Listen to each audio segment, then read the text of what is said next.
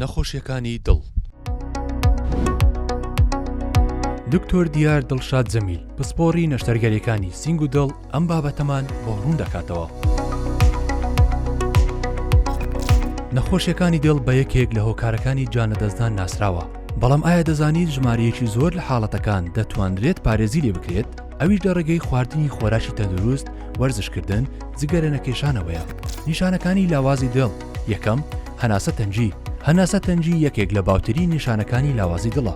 بۆ پێی دڵ ناتوانێت خوێنی پێویست پاڵپێوە بنێت بۆ جەستە تا ئۆکسجینی پێویستی دەست بکەوێت.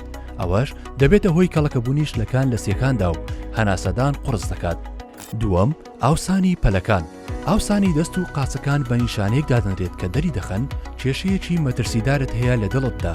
ئەگەر دڵ خوێنی پێویستی بەباشی نەنێرێت، شلەکانی جەستە دەگەڕێنەوە ناو خوێنهێنەرەکان و تووشی ئاوسانیان دەکەن. سێەم، سەرجێژبوون.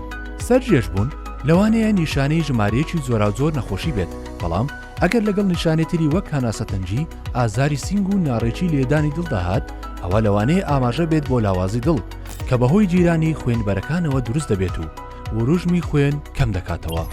تەندروست بن.